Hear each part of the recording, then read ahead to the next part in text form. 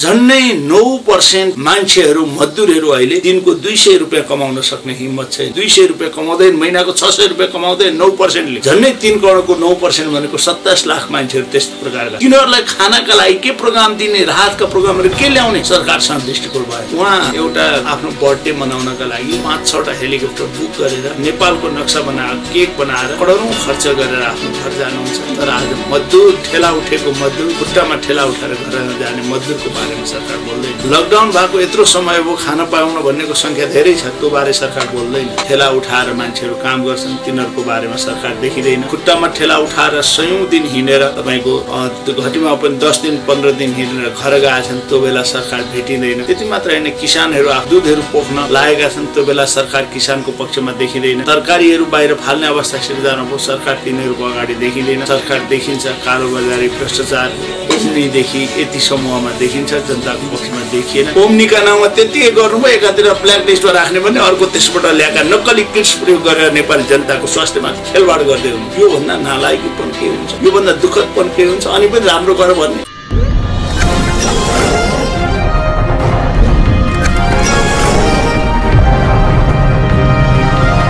यहाँलाई हार्दिक स्वागत छ। धेरै धेरै धन्यवाद। तपाईहरु यो बेला पनि टाढाबाट आउनुभयो। यस्तो लकडाउनको समय फेरि हामी एउटा दूरी नै कायम गरेर बसेका छौं। मलाई सम्झेर आउनुभयो, तपाईलाई धेरै धेरै धन्यवाद। एकजना नेता, सधैँ जनताको सेवामा जनताको आवाज बोल्ने व्यक्तित्वको यो यतिखेरको ठ्याक्कै लकडाउनको समयको दैनिकी चाहिँ कसरी बितिरहेछ? तपाईले भन्नुभयो हामीलाई त्यत्रो फरक हुँदो रहेछ। बिहानै साथीहरू अहिले यो बेलामा झन् धेरै अप्ठ्यारो अवस्थामा, कोही स्वदेशमा रहने हुम्ला जुम्ला कालीकोट छु भन्नुहुन्छ, कोही दैलेख छु भन्नुहुन्छ, कोही रसुवा छु भन्नुहुन्छ, कोही धरान, कोही शङ्खसभा, कोही इलाम, यसरी मान्छेहरू धेरै ठाउँमा लकडाउनमा बन्द भएर बस्नु भएको छ। यो बेला उहाँहरूको पहिलो काम नै के हुँदो रहेछ भने आफ्नो अभिभावक खोज्ने, आफ्नो ठाउँमा जानुपर्ने, व्यवस्था गरिदिनु पर्यो घर पुग्ने भन्ने छ भने विदेशमा बस्ने सारा नेपालीहरूको पनि अलिकति हामी जनआवाज उठाउने मान्छेहरूलाई टाढा टाढाबाट फोन गरेर व्हाट्सएपमा, इमोमा, मोबाइलमा, एसएमएसमा, त्यसपछि सबैतिरमा ट्विटमा कन्ट्याक्ट गरेर तपाईहरुले हाम्रो आवाजहरू उठाइदिनुहोस्। यतिखेर हामी कति विकलक बण्डमा परेका छौं, हामीलाई खानाको अभाव छ, बस्नको अभाव छ, सरकार चाहिने यो बेला हो, सरकारको अनुभूति भएन, के गर्दै हुनुहुन्छ, के गर्दिनुहुन्छ भन्ने व्यापक जनगुनासो छ। हामी पनि सक्ने जति गरिरहेका छौं। हिजो मात्र दैलेखबाट केही साथीहरूलाई ल्याएर ओखलढुङ्गा पठाउने कामहरू भयो। कतिपयलाई हामीले धरानमै खाने व्यवस्था गरिरहेका छौं। जुम्लामा केही साथीहरू हुनुहुँदो रहेछ, त्यहाँको माननीय हुनुहुँदो रहेछ, उहाँलाई फोन गरेँ, मेयरलाई फोन गरेँ, खाने बस्ने व्यवस्था ती गरिदिन्छौँ भनेर उहाँहरूले भन्नुभएको छ। विदेशमा हुनेहरूको त्यत्तिकै चाप छ अहिले। त्यो सँगसँगै कतिपय काठमाडौँमा रहने साथीहरू, खान नपाएको मजदुरहरू हुनुहुन्छ, किसानहरू हुनुहुन्छ, तरौ वर्गको जनताहरू हुनुहुन्छ, तिनीहरूलाई दिनमा 300 रुपैयाँ 200 रुपैयाँ कमाउन नसक्ने मान्छेलाई लकडाउन के हो भन्ने थाहा छैन। दिनमा गिटी कुर्दै गरेको खाने मान्छेलाई लकडाउन के हो थाहा छैन र भोलि त्यसको इन्कम के हो र त्यसलाई के गर्नुपर्छ भन्ने थाहा छैन। खाना नपाएर अप्ठ्यारो अवस्था पुगेका मजदुर, किसान, तल्लो वर्गका मान्छेहरूलाई हामीले यही काठमाडौँमा आफ्नै पहलमा एउटा काम मैले चाहिँ के गरेको छु भने कसैसँग चन्दा सन्दा लिने काम नगरिकन आफूले सक्ने सहयोग ठाउँ ठाउँमा अप्ठ्यारो परेका ठाउँमा पुर्याइदिने, गरिदिने, भेटघाट गर्ने कामहरू, एउटा दूरी राखेर गर्ने कामहरू गरिरहेका छौँ। कुनै पनि बेला यो राजनीति गर्ने मान्छेलाई त्यस्तो हुँदो रहेछ। तर सरकारमा बस्नेहरूको ताल देख्दा हामीलाई अचम्म लागेको छ। हेर्नुहोस्, ठेला उठाएर मान्छेहरू काम गर्छन्, तिनीहरूको बारेमा सरकार देखिँदैन। खुट्टामा ठेला उठाएर सयौं दिन हिँडेर तपाईको घटीमा पनि 10 दिन 15 दिन हिँडेर घर गएका छन्, त्यो बेला सरकार भेटिँदैन।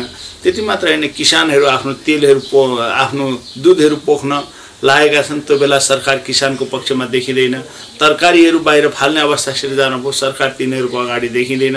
सरकार देखिन्छ कालोबजारी भ्रष्टाचार देखि यति समूहमा देखिन्छ, जनताको पक्षमा देखिएन। यो दुःखद समाचार पनि हाम्रो नजिक छ अहिले। त्यो सँगसँगै अहिले हामीले देख्यौं नेपाली जनतालाई लकडाउनमा राखेर सरकारमा बस्नेहरूलाई नेपाली जनताले अहिले झन्नै 2/3 नजिकमा स्थिरताका लागि मतदान दिएर पठाएका थिए। हामीले राजाको शासन पनि हेर्यौं, कांग्रेसको पनि हेर्यौं, राणाको पनि हेर्यौं, एकल माओवादीको पनि हेर्यौं, एमालेको पनि हेर्यौं। तिम्रो दुईटा पार्टी मिलेर अब देशमा एउटा स्थिरताको सरकार गठन गर्छौं, जनतालाई राहत दिन्छौं, शान्ति दिन्छौं, सुविधा दिन्छौं समृद्ध मुलुक बनाउँछौँ, कुनै प्रकारका अभावहरू हुँदैन, तपाईँहरू खान पाएर नपाएर मर्नुहुन्न, औषधि उपचार नपाएर कोही मर्नुहुन्न भन्ने प्रधानमन्त्रीको मिठो स्वर सुनेर नेपाली जनताले मतदान पनि गरे। मतदानबाट आएको सरकार साह्रै उत्साहित भयो। बेलामा कहिले पानी जहाजमा चढ्ने अपेक्षा गरे नेपाली जनताले, कहिले रेलमा चढ्ने अपेक्षा गरे। म अहिले एउटा पुरानो होला भिजुअल हेर्दै थिएँ युट्युबमा, तपाईँको प्रधानमन्त्रीका भाषण सुन्दाखेरि हामीलाई आनन्द मुखमा हाँसेर मुख बाहिरौँ जस्तो हुन्छ, तर कामहरू हेर्दाखेरि यति दिगदार लाग्छ, रातभरि जनतालाई निन्द्रा नलाग्ने अवस्था सिर्जना भएको छ। नेपालको इतिहासमा यति 2/3 नजिकको सरकारले यति नालायक काम गरेको एउटा पनि देखिएन। सरकार भ्रष्टाचारमा चुर्लुममा डुबेको छ, जनताको पक्षमा देखा परेन।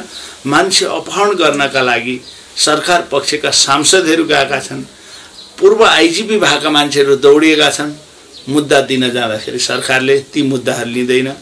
आफ्नै सरकारमा हिजो बस्दा महराका विरुद्धमा मुद्दा लिइन्छ, अफ्ताब आलमका विरुद्धमा मुद्दा लिइन्छ, तर महेश बस्नेत, किसान श्रेष्ठ, अहिलेको पूर्व आइजिपी सर्वेन्द्र खनालको बारेमा मुद्दा लिइँदैन।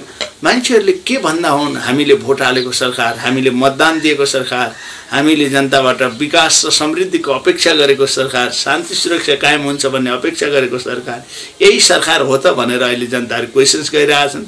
सायद प्रधानमन्त्रीले यी कुरा थाहा पाउनु भएको छैन कि, मन्त्रीहरूले थाहा पाएका छैनन् कि, सत्तारूढ दलका नेताहरूले थाहा पाएका छैनन् कि, थाहा पाएको भए जनतालाई लकडाउनमा गरेर को प्रधानमन्त्री हुने को नहुने भनेर दिनै पछि रस्साकसी गरेर पार्टी फुटाउने र मान्छे अपहरण गर्ने काम गर्दैन थिए जस्तो मलाई लाग्छ। ठुलो पार्टी अनि त्यसै गरी 2/3 नजिकको सरकार भनिहाल्नुभयो। सरकारले जुन गतिविधि गरिरहेछ थोरै त विश्लेषण गरिहाल्नुभयो र सँगसँगै सरकारले गरेका राम्रा कामहरू पनि होला नि के? अब राम्रो काम गरौँ भन्दाखेरि के राम्रो भन्ने, खै हिजो हामीले देखेका समृद्धिको नारा छ, भ्रष्टाचार छैन भन्नुहुन्छ प्रधानमन्त्री। देखियो उहाँ एउटा आफ्नो बर्थडे मनाउनका लागि 5-6वटा हेलिकप्टर बुक गरेर नेपालको नक्सा बनाएर केक बनाएर करोडौँ खर्च गरेर आफ्नो घर जानुहुन्छ।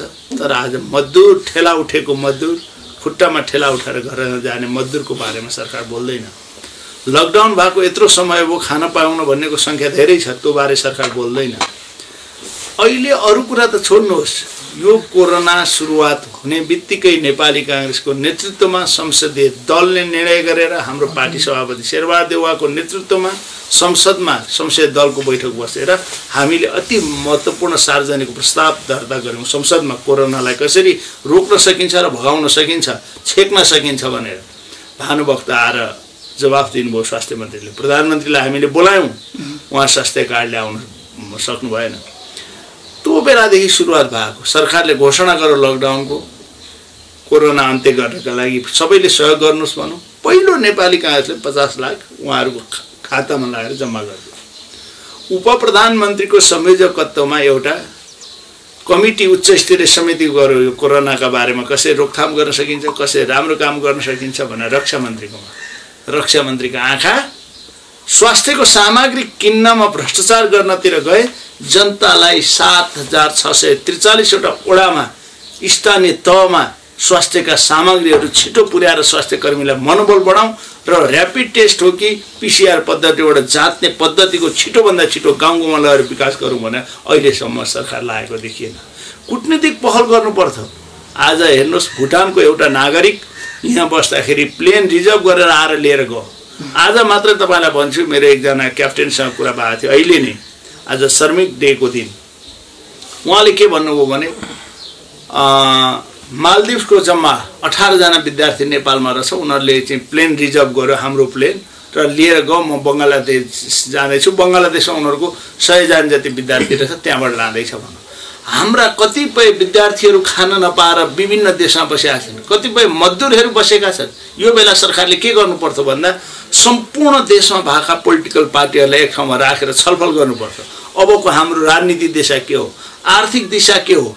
आज तपाईँलाई अनुरोध गरौँ, झन्डै 9% मान्छेहरू, मजदुरहरू अहिले दिनको 200 रुपियाँ कमाउन सक्ने हिम्मत छैन। 200 रुपियाँ कमाउँदैन, महिनाको 600 रुपियाँ कमाउँदैन 9%ले।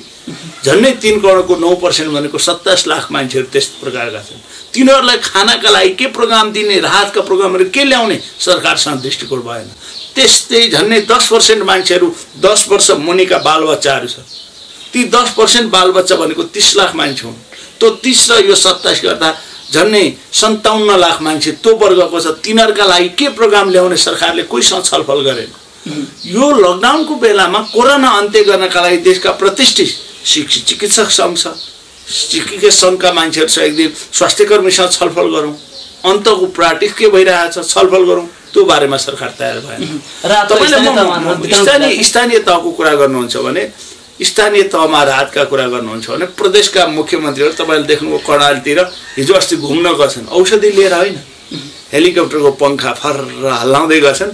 उहाँहरूलाई भ्रम होला हेलिकप्टरको पङ्खा हिँडेपछि कोरोना सारा भाग्छ भन्ने भ्रममा उहाँहरू हुनुहुन्छ होला, त्यो होइन। ती जनतालाई राहतका औषधि उपचारका पिपी सेटहरू चाहिने आवश्यक सामग्रीहरू लिएर जानु पर्दैन, टेस्टेड प्रणालीहरू लिएर जानु पर्दैन। आज हामीले 3 करोड नेपालीमा 12,000 मान्छेलाई टेस्ट गर्यौँ, त्यतिले पुग्छ। 57 जना अहिले देखिएका छन्, त्यति मात्रै होला। कतिपय मान्छेहरू मरेका छन्, रोग लागेर पत्ता लाग्न सकेको छैन, किनभने पद्धति नै छैन। यो सरकार साँच्चै भन्नुहुन्छ भने नालायक रूपमा तपाईँको परिणत भयो। अहिले झन्डै 50 लाख मान्छेहरू विदेशमा गएर रेमिटेन्स नेपाललाई दिएर बस्ने नेपालीहरू छन्। अब त कोरोनाको यो लकडाउन खुलेपछि नेपालको हालत हेर्नु होला तपाईँ। ती 50 लाख मान्छे नेपाल आयो भने तिनीहरूले रेमिटेन्स झन्डै 9 खरब रुपियाँ योभन्दा अगाडि वर्ष 2009मा के अरे 2000 योभन्दा अघिल्लो सालमा तपाईँको यही समय 2019मा झन्डै 9 खरब रुपियाँ रेमिटेन्स नेपालमा आएको रहेछ। अहिले तपाईँको यतिखेरकै मितिमा 7 खरब मात्रै 6 खरब जति मात्रै आयो, 3 खरब अहिले घटेको छ। अब त्यो पैसा अर्को वर्ष नआउने हो भने यहाँ भोकमारी हुन्छ, तिनीहरूले रोजगारी पाउँदैन, तिनीहरूलाई के दिने, खाने व्यवस्था के गर्ने। अघि मैले भनेका 27 लाख त्यो तपाईँको एक मजदुरहरूको बारेमा के गर्ने, 30 लाख त्यो 10 वर्षभन्दा तलको बच्चाको बारेमा के गर्ने। अनि झन्डै तपाईँको 8% मान्छेहरू 70 वर्ष नआएका मान्छेहरू 8% रहेछन् नेपालमा। त्यो भनेको 24 लाख मान्छे हो। गर्दाखेरि तपाईँ कल्पना गर्नुहोस् त, 2.3 करोडमा झन्डै 1.5 करोड मान्छे त्यो अवस्था छन्। त्यो बारेमा सरकारले केही गरौँ, आर्थिक नीतिका बारेमा कोहीसँग छलफल गरौँ, कोही विज्ञसँग बोला।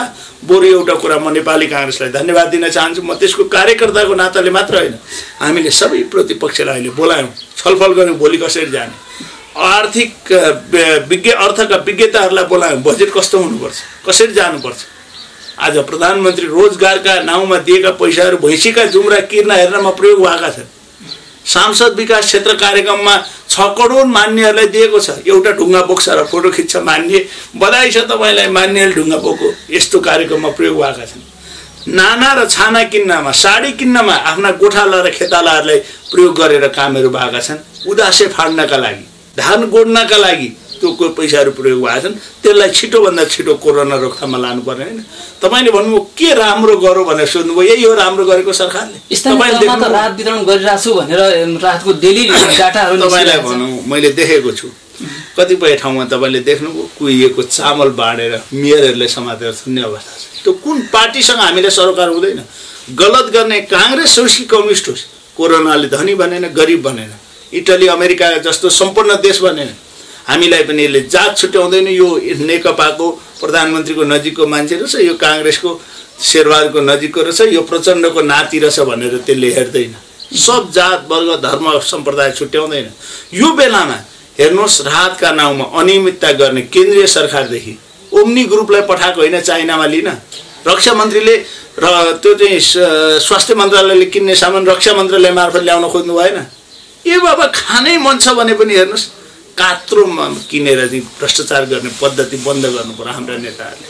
आमाको काखमा बसेर दुध खानुहोस्, आमाको रगत नखानुहोस् भनेर म सबै अनुरोध गर्न चाहन्छु सरकारका प्रतिनिधिहरूले। तपाईँहरूले यतिका नाउँमा डुबाउनुसम्म डुबाउनु, 33 किलोका नाउँमा गर्नसम्म गर्नु हो। ठेकदारका घरमा बसेर तपाईँहरू मार्सी चामलको भात खाएर जनतालाई ढाँटेर बस्नु हो। ओम्नीका नाउँमा त्यतिकै गर्नुभयो, एकातिर ब्ल्याक लिस्टमा राख्ने भने अर्को त्यसबाट ल्याएका नक्कली किट्स प्रयोग गरेर नेपाली जनताको स्वास्थ्यमाथि खेलवाड गर्दै हुनुहुन्छ। योभन्दा नालायकीपन के हुन्छ, योभन्दा दुःखदपन के हुन्छ। अनि पनि राम्रो गर भन्ने। हेर्नुहोस्, यतिखेर जनताको राहतमा जुट्नुपर्ने बेलामा बालवाटरमा हस्ताक्षर अभियान अरे केपी ओलीलाई बचाउनका लागि 2 दिएर पठाउने, उहाँलाई बचाउन फेरि को लाग्नुपर्ने। हे नालायकहरू, सरकारमा तपाईहरुलाई निर्वाचित गरेर जनताले 2/3 भोट दिएर पठाएका छन्, अझै पनि स्थिरताका लागि तपाईहरु सरकार अस्थिर बनाउने खेलमा लाग्नुहुन्छ। प्रचण्ड लाग्नु भएको हो कि माधव नेपाल लाग्नु भएको हो कि केपी ओली नै लाग्नु भएको हो कि, यो भन्दा दुर्गति नेपालको इतिहासमा नालायक सरकार कहिले हुने छैन। र यस्तो जनताकोबाट हेर्नुस्, उहाँहरूलाई त आनन्द लागेको छ। कोही चिल्ला गाडीमा हिँड्नु भएको छ, कोही रुलिङ पार्टीको अध्यक्ष हुनु भएको छ, कोही पूर्व प्रधानमन्त्री हुनु भएको छ। उहाँलाई लकडाउनले पनि केही असर गर्दैन, मान्छे अपहरण गर्न जानु भएको छ। मलाई त एउटा अचम्म पनि लागेको छ। अब भातृ संस्था युवा संघले चाहिँ बाबुराम भट्टराई विरुद्ध नै जथाभावी बोल्यो भनेर मुद्दा दर्तै गर्न आइरहेको छ। सुन्नु न, यो हामी लडेका हिजो वाक स्वतन्त्रका लागि हो, प्रेस स्वतन्त्रताका लागि हो, कानुनी राज्यका लागि हो, मानव अधिकारका लागि हो। हिजो तपाईले बोल्न नपाउँदाखेरि प्रचण्ड मुर्दाबाद भन्दा गणेश चिलवालले रत्नबागमा मर्नु पर्यो। हामी त्यो पद्धतिको पक्षमा छौँ न। गिरिजाप्रसाद कोइराला मुर्दाबाद भन्दा हामीले कसैलाई मार्ने कोसिस गर्यौं न। बरु हामीले तानाशाही राजा बो भने राजाका विरुद्ध, महेन्द्रका विरुद्ध बम हान्ने प्रयत्न गर्यौं। निर्दोष मान्छेलाई घाँटी मार्दै, शिक्षकलाई रुखमा झुन्ड्याएर गोली हान्दै, विद्यार्थीलाई बम पड्काउँदै घिसारेर मार्ने काम हामीले गर्यौं न। र भोलि पनि हामी गर्छौं। हामी राजनीति मुद्दा लिएर हिँडेका हौं, तपाईको अधिकारका लागि लडेका हौं, प्रेस स्वतन्त्र राज्य, कानुनी राज्यका लागि, मानव अधिकारका लागि, जनताको स्वाधीनताका लागि, बोल्न पाउने अधिकारका लागि, लेख्न पाउने अधिकारका लागि, त्यसपछि राजनीतिक दल खोल्ने अधिकारका लागि, बहुदलका लागि लडेका हौं। बहुदल भनेको तपाईको दलमा मात्रै लाग्ने अधिकार हो। तपाई बेमा खुश हुनुभयो भने अर्को दलमा लाग्नुहोस्, त्यही हो बहुदल। मैले भनेको उहाँले पूर्व प्रधानमन्त्री जस्तो मान्छेले प्रयोग गर्ने शब्दहरू प्रति नै आपत्ति छ। बाबुरामको केही कुरामा म पनि सहमत छैन। जातीय विखण्डनका कुरा उहाँले सशस्त्र द्वन्द्वमा जाँदादेखि उठाएका कुरा सब पनि मेरो विमति छैन। नाउँ बाबुराम, राम मेरो पनि नाउँ रामै हो, तर नाउँले मात्रै मान्छे चिनिँदैन। उहाँलाई अनुरोध गर्न चाहन्छु, उहाँको विद्वता छ, पिएचडी गर्नुभएको छ, तर कहिलेकाहीँ उहाँले ट्विटमा प्रयोग गरेका शब्दहरू हेर्दा मलाई पनि दया लागेर आउँछ। हुन त मेरा शब्दप्रति पनि कसैलाई दया लाग्ला, त्यो लाग्न पनि पाउनु पर्दछ। तर अहिले पनि जनताबीच विभेद फैलाउने काम उहाँले गर्नु हुँदैन।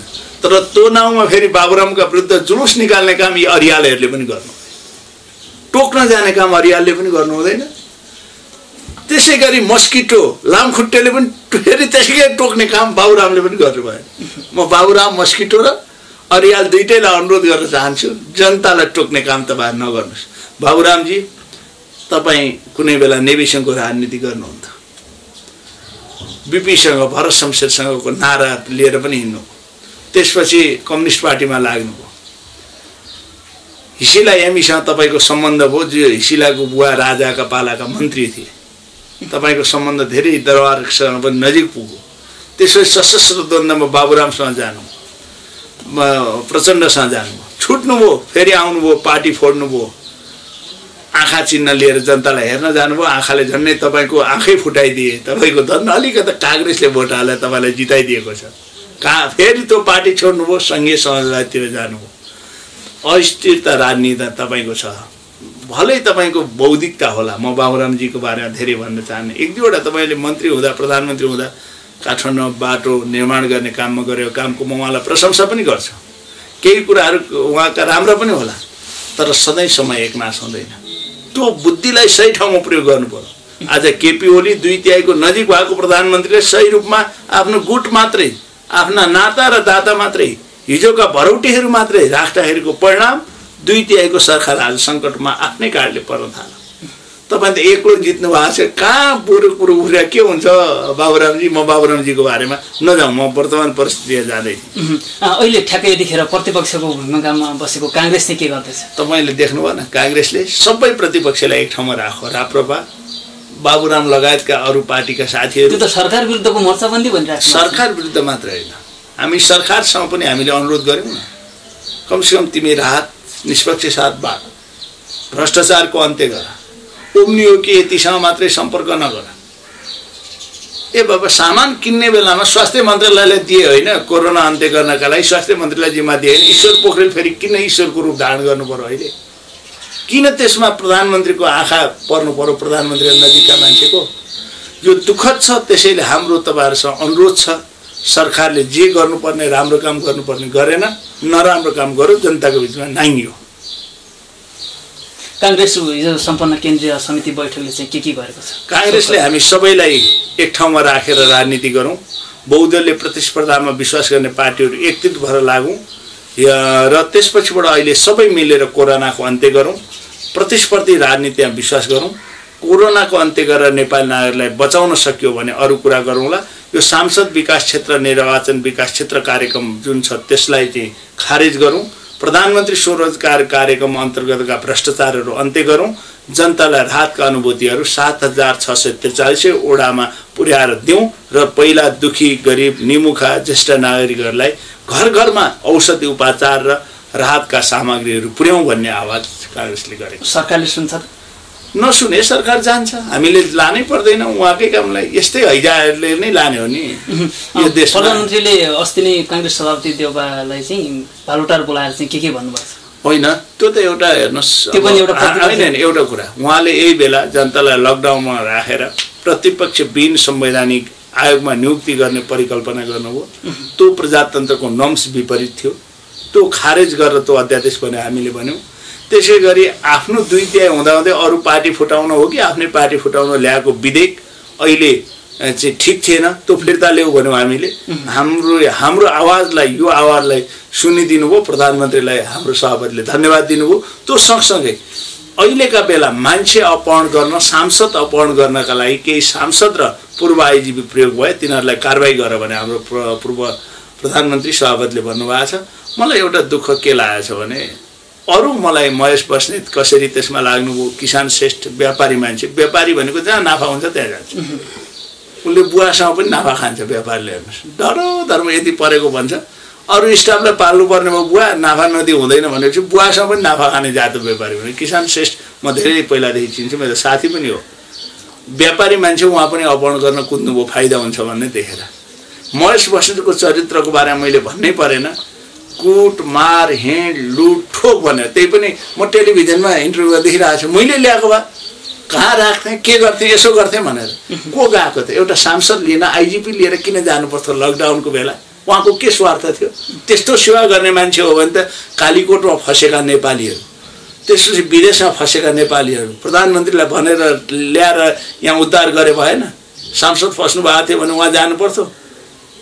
म्यारिट होटलमा ल्याएर राख्नुपर्ने त्यो किन थियो भने नजिकै प्रहरी प्रधान कार्यालय, प्रधानमन्त्रीले भनेको मान्ने कार्यालय त्यहाँ थियो, केही परिहाल्यो भने प्रहरी तुरुन्त आउँथे, पूर्व आइजिपीलाई प्रयोग गरिएको थियो।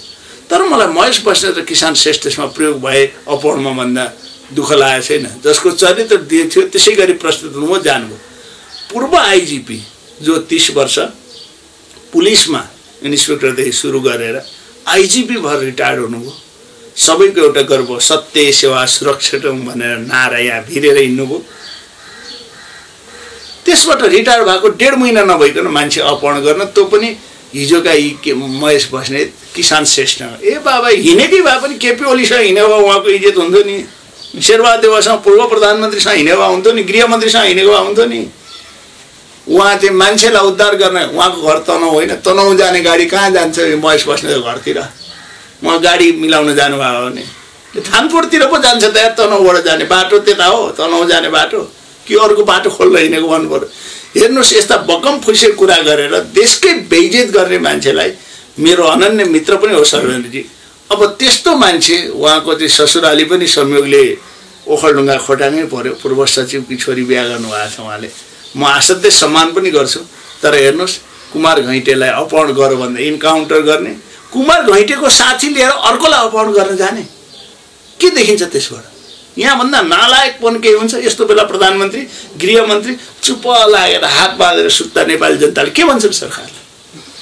यो अपहरण तपाईँहरूको संलग्नता छ भनेर भनिसकेका छन्, होइन भन्न पुष्टि गर्न यिनीहरूलाई कारबाही गर्नु। न महरालाई दसैँ मान्न नदिकन चुन्ने, अफ्ताब आलमलाई ल्याएर जेलै राखिहाल्ने, अनि किसान श्रेष्ठ महेश बस्नेत सर्वेन्द्र खनाललाई फेरि अर्को नयाँ नियुक्ति दिने हो भने त्यतिखेर जनताले फेरि प्रधानमन्त्रीलाई फुलमाला लगाइदिनेछन्।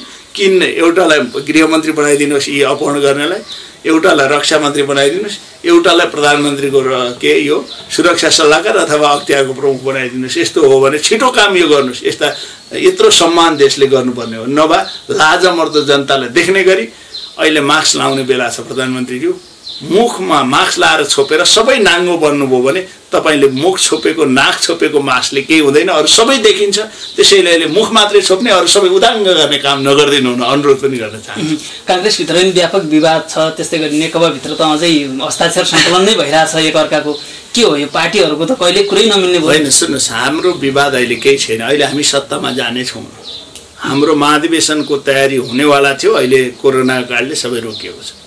हामी अहिले जसरी हुन्छ कोरोना भगाऊ, कोरोनाको अन्त्य गरौँ, नेपाली जनतालाई सुख शान्ति र स्वस्थपूर्वक बाँच्ने अवसर प्रदान होस्। हामी अहिले राजनीति गर्न चाहदैनौँ, त्यो वातावरणको पक्षमा छौँ। सबै पार्टीलाई एक ठाउँमा राखेर यसको अन्त्य गर्ने पक्षमा छौँ। नेकपा भन्ने पार्टी हेर्नुहोस्, मनले एकचोटि लाग्थ्यो नेपाल कम्युनिस्ट पार्टी माओवादी, नेपाल कम्युनिस्ट पार्टी माले, नेपाल कम्युनिस्ट पार्टी मार्क्सवादी, नेपाल कम्युनिस्ट पार्टी लेनिनवादी, नेपाल कम्युनिस्ट पार्टी मजदुर किसान पार्टी, नेपाल कम्युनिस्ट पार्टी के बर्मा समूह, मानन्दर समूह, कम्युनिस्टै पार्टी फुटे फुटेकै पार्टीहरू थिए। अहिले फेरि टुक्रा टुक्रालाई ल्याएर जोडेर राखिएको छ।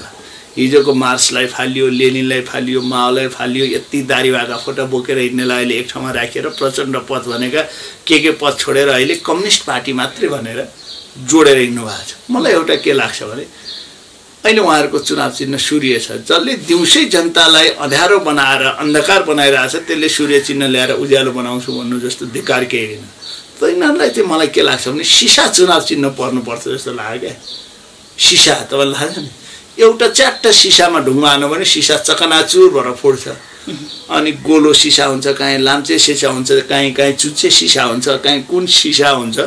त्यो सिसालाई लसुन लाएर जोडेपछि एकछिनका लागि जोडिन्छ। यो अहिले कम्युनिस्ट पार्टी त्यही लसुन लाएर जोडिएको सिसा जस्तो फेरि ट्वाक्क कसैले हान्यो भने फुटेर चकनाचुर हुन्छ। अहिले कम्युनिस्ट पार्टीको हालत त्यही हो। हेरिरहनुहोस्, हाम्रा कारणले होइन, नेपालमा लोकतन्त्र संविधानमाथिको खतरा केही छ भने यिनै कम्युनिस्टका कारणले हुन्छ। अहिलेमा सत्तारूढ प्रचण्ड, ओली र माधव नेपालकै कारणले हुन्छ, वामदेवकै कारणले हुन्छ, अरू कसैको कारणले हुँदैन।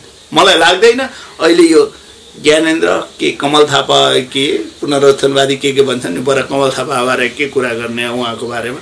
सत्ता देख्ने बित्तिकै गणतन्त्र विरोधी भन्नुभयो, गणतन्त्रमा आउने बित्तिकै सत्ता देख्ने ऊ त प्रधानमन्त्री सङ्घीय विरुद्ध भन्नुभयो, फेरि उप प्रधानमन्त्री मन्त्री र पद पाउनुभयो भने जेसुकै पनि हात फाल्न तयार भइहाल्नुहुन्छ। उहाँको बारेमा गएन, उहाँबाट पनि छैन। अहिले छ भने कम्युनिस्ट पार्टीकै नेताबाट लोकतन्त्र संविधान र गणतन्त्रमाथि आक्रमण कोहीबाट हुन्छ भने उहाँहरूबाटै अहिले मैले त्यो सम्भावना देखेको छु। अन्तमा अब यतिखेर आम जनताको जीवनलाई सहज बनाउनलाई सरकारले के गर्नु पर्ला? बुद्धागत रूपमा तपाईँको सुझाव सल्लाह चाहिँ के? सरकारले केही गर्न सक्दैन। सरकार आफ्नो आयु बढाउनका लागि तल्लीन छ, नेताहरूलाई भागबण्ड पुर्याउनका लागि मात्रै तल्लीन भएको देखिन्छ।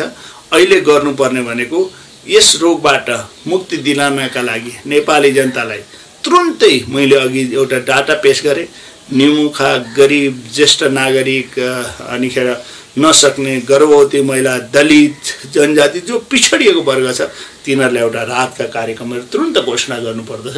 सरकारले भनेको छ 6 महिनासम्म सबै खाद्य सामग्री पुरा छ भनेर। होला प्रधानमन्त्रीको घरमा 6 महिना होइन 6 वर्षमा पुग्ने होला। ओम्नीले दिएकोले अरू 6 वर्ष पुग्ला, फेरि कसैलाई यतिले दिएकाले अरू 6 महिना अरू बढी पुग्ला। तर जनताको पक्षमा 1 महिनालाई दिने राहतका सामग्रीहरू पनि छैनन्।